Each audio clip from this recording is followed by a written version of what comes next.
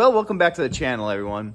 Last week I didn't get out fishing much. I'm kind of getting ready for the upcoming waterfowl season.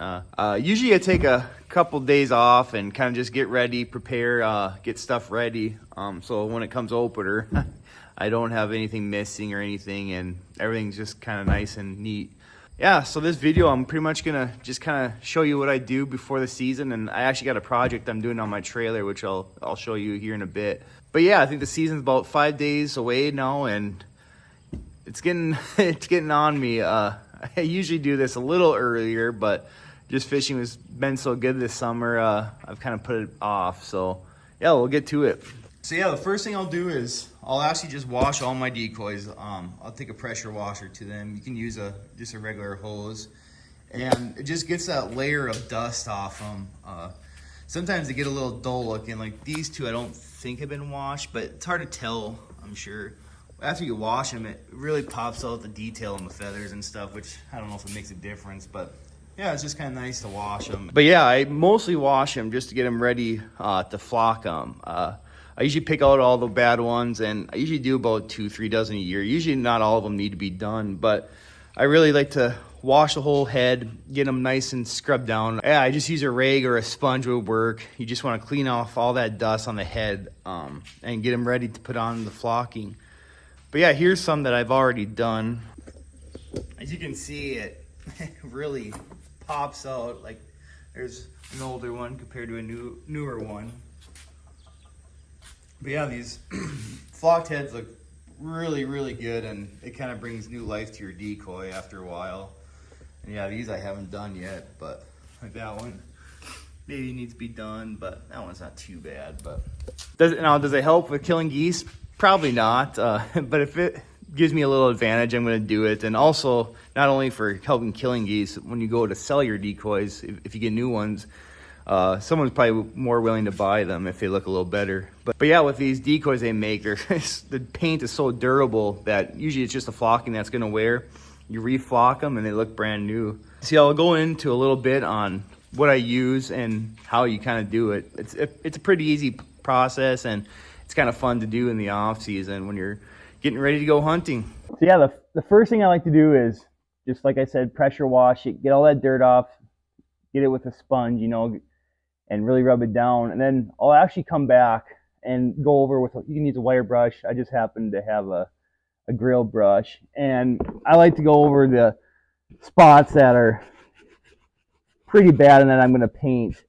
And it just kind of gets off all that old flocking and makes it easier for that new paint and flocking to really bond to that head.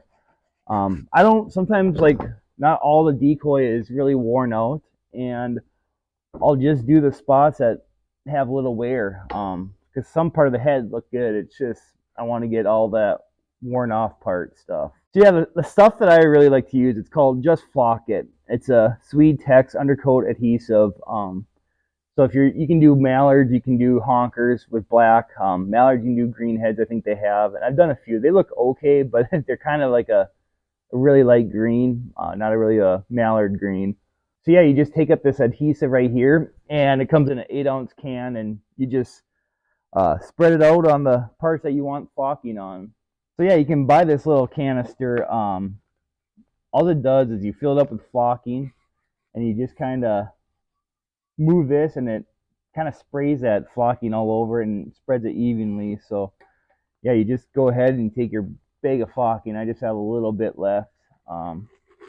Then you just fill up that canister. But yeah, then I just got her filled up, and she should be ready to apply to the paint.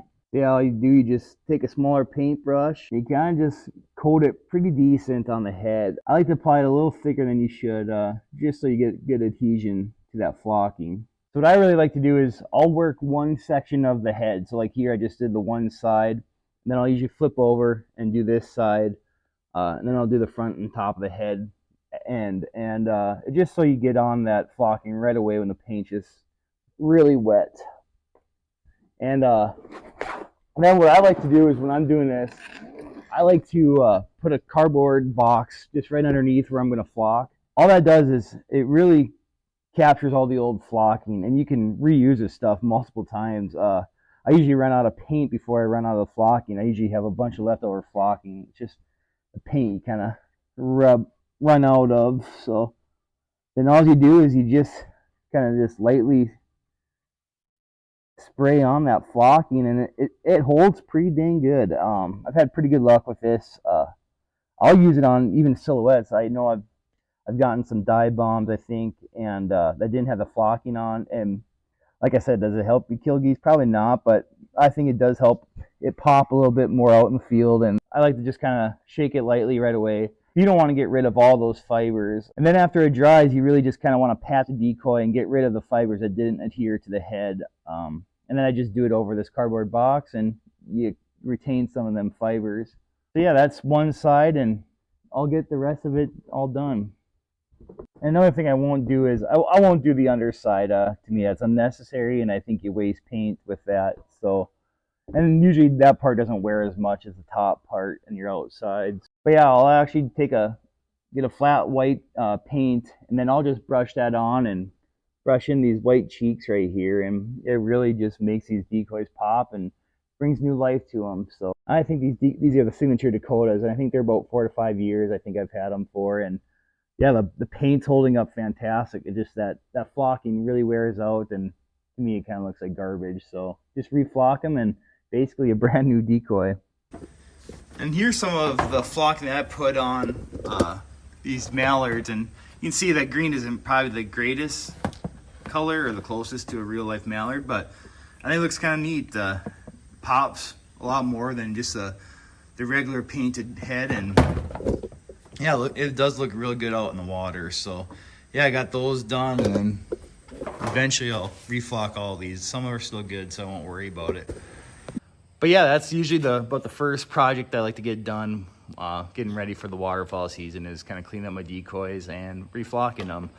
And I'll put a link in the description where you can get these flocking. I think Amazon has them. They're, I think, maybe 20 bucks for the paint. It's a little spendy for the paint. The flocking's probably not too much, but I usually can get about 2 to 3 dozen done.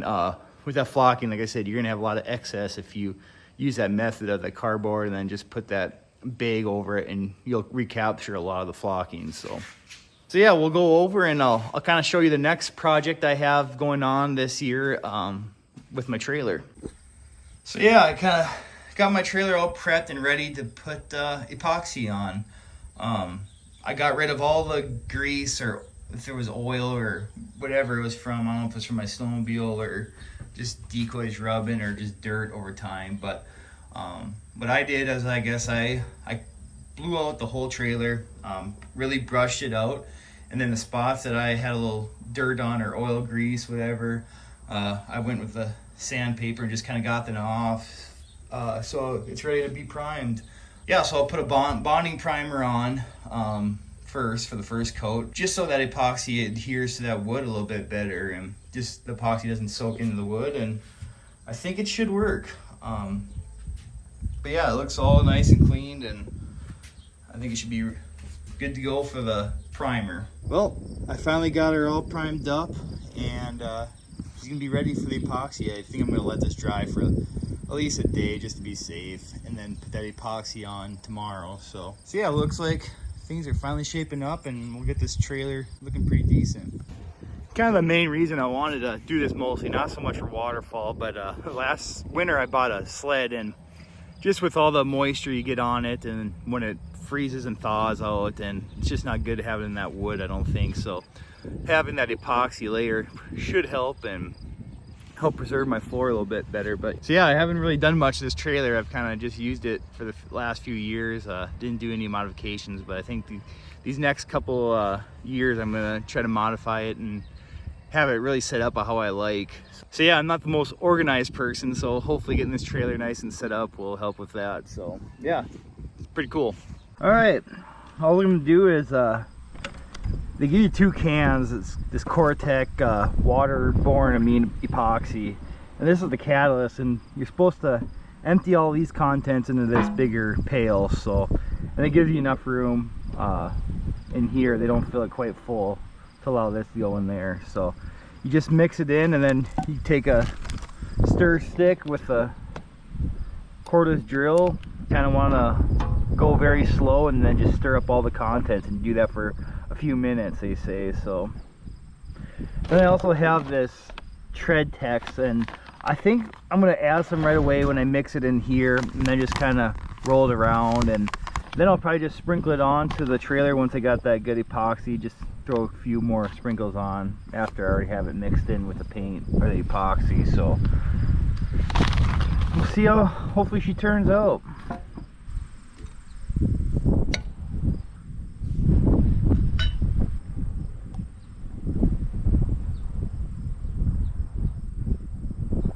I'll probably have to put her on pretty thick, because I think it only gives you a 3-hour pot life. So after 3 hours it's pretty much toasted, I think. So I'll get one thick coat on there and that should be good enough. Well, we got all the contents mixed, and it says to wait for 30 minutes just to let it do its thing, and then we'll come back and put her on. So yeah, I let it sit for 30 minutes and she's thickened up quite a bit, and so yeah, we'll get this layer of epoxy on, and then she just needs to dry and she'll be all ready to go.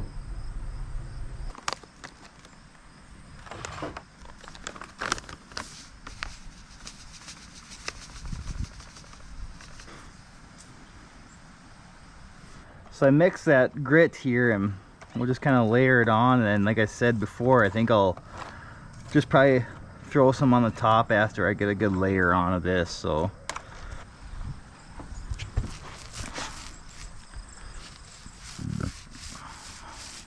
yeah, that actually looks pretty good. That grit mixed in pretty decent with this, so I think it's going to turn out pretty good.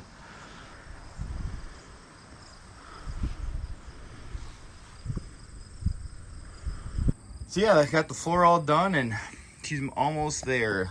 This floor is pretty tacky now with that tread tex or whatever the heck that stuff was. But so yeah, my next kind of thing is I made these out of 2x4s.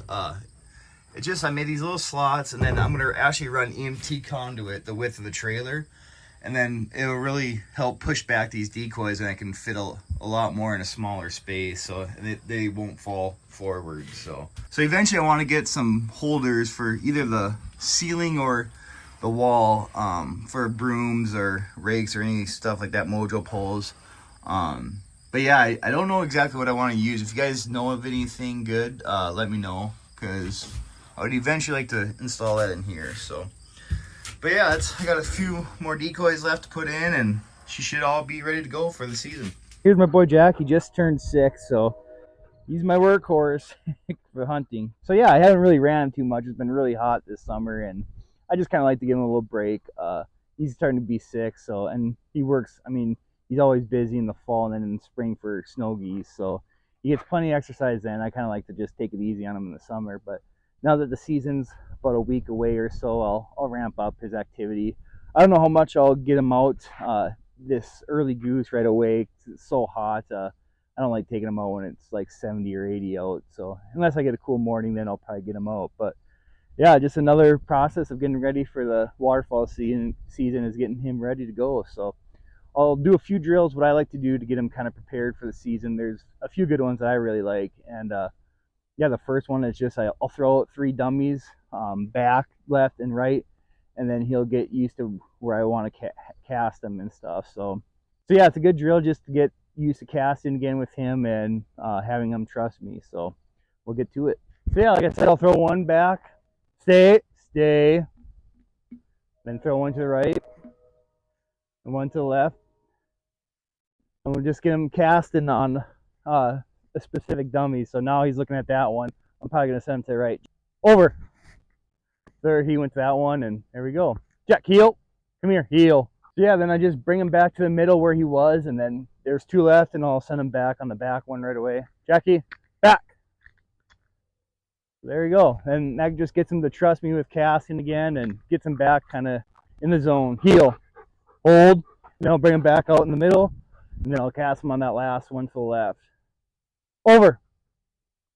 There we go. It's that simple. So it's just a good drill to get him back into things and get him rolling. So heel, even for the beginning dog, that's a great drill just to get him kind of start trusting you and knowing which way to go.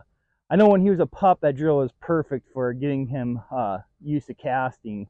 Because if you went the wrong way, you just blow the whistle, put him back in the middle, and then just redo it again. And then eventually they'll pick it up and you'll start being able to cast your dog out that way. So after I've kind of worked with him and worked on our casting, brushed up with that, I'll actually go hide him so he can't see me throw, and then I'll throw just out 3 dummies. We have a lot over here. It's kind of longer grass right now, so he shouldn't be able to see it. So I'll send him out on the wrong line just so I can be able to cast him left or right or whatever, so he gets used to hit the signals again. Product is made by Dive Bomb. It's pretty fancy. You can fill these dummies up with water so they get a little heavy, and this is almost like a lacrosse stick, and you can just chuck them. They go quite a ways. It's better than using up my shoulder. And hook a few out. Try to remember where they land, but usually Jack finds them pretty good. So I got the 3 out there, and I guess we'll see how he does.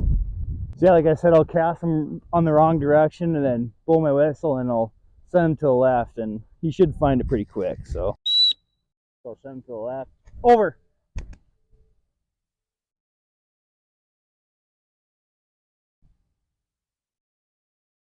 There you go. Found the first one pretty decent. So yeah, we found the first one pretty decent. I'll send him on the last 2, and I'll do a few more reps with him with those 3, and he should be good to go. Back.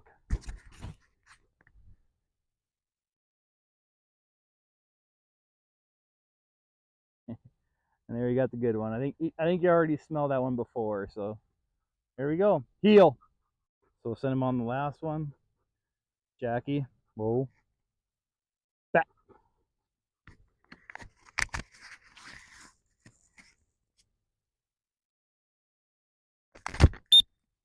Or. And there you got the last one. There we go. Good boy. Heel. Heel. Heel. Sit. Good boy. There we go. So yeah, that's just a few of the things that I do to get ready for the season. It was nice to get that trailer done. I've been wanting to do something to that floor for a while now, but yeah, it's shaping up to be a good season. There's a lot of birds, but they're all spread out right now, so I'm sure it's going to be a little tough hunting for the next few weeks, but things will change. There's plenty of water out there right now. We've had some good rains lately, so yeah, I'm excited. It's going to be fun to do something a little bit different than fishing. It'll be fun to get my dog out, and hopefully it's going to be a good 2023 season. So if you like this video, hit that like button, and I'll catch you next time. See ya. Bye.